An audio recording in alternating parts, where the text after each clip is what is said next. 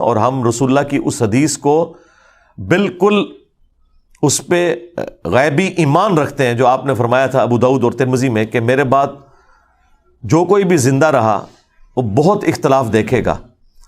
اس اختلاف کے دور کے اندر علیکم بسنتی و سنت الخلفاء الراشدین المہدیین، تم میری سنت اور میرے خلفاء راشدین کی سنت کو مضبوطی سے پکڑ لینا اپنی داڑھوں سے، اور دین میں نئی نئی بدعتوں سے بچنا.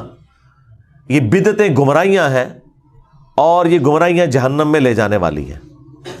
اب نبی الاسلام نے خلفاء راشدین کے جو مخالفین ہیں یا ان کے دور کے اندر جو ان کی مخالفت پہ کھڑے ہونے والے لوگ ہیں، بشرطے کہ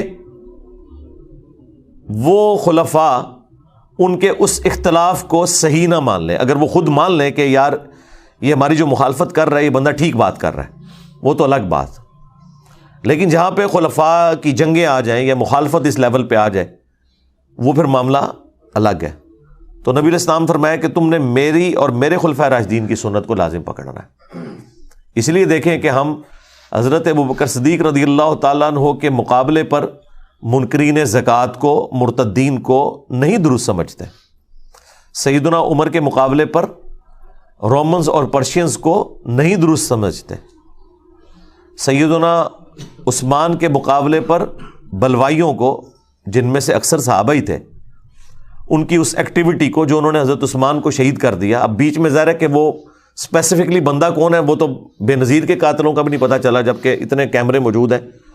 تو اس وقت تو کوئی کیمرے بھی نہیں تھے، نہ علم غیب اس زمانے میں ہوتا تھا، یہ تو بعد میں دریافت ہوا ہے نا.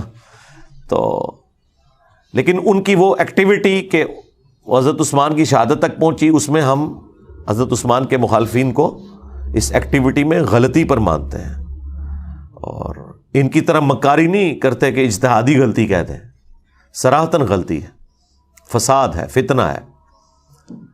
لیکن حضرت عثمان اتنے اپ رائٹ تھے کہ بخاری میں 695 نمبر حدیث ہے، جب ساتھیوں نے پوچھا کہ نماز ہمیں فتنوں کا امام پڑھا رہا ہے اور ہمارے امام آپ ہیں، آپ محصور ہو چکے ہیں اپنے گھر میں، اب ہم نماز اس مسجد میں جا کے پڑھیں یا گھر میں ہی پڑھ لیں؟ تو سیدنا عثمان نے کہا کہ نماز ہی تو مسلمانوں میں ایک اجتماعی نیکی کا کام ہے، نیکی کے کاموں میں ساتھ دو، برائی میں ان سے الگ رہو. اگر وہ یہودی ہوتے تو حضرت عثمان کیسے کہہ سکتے تھے کہ ان یہودیوں کے پیچھے جا کے نماز پڑھو؟ آج کوئی مسلمان فتویٰ دے گا کہ یہودیوں کے پیچھے نماز ہو جاتی ہے؟ وہ پتہ تھا کہ وہ صلح حدیبیہ کے صحابہ ہیں، ان میں اختلاف رائے بھی درست تھا، مخالفت درست نہیں تھی، اس کا جو ایکسٹریم رزلٹ نکلا وہ درست نہیں تھا. بہرحال وہ سارے کا سارا معاملہ تل پٹ ہو گیا.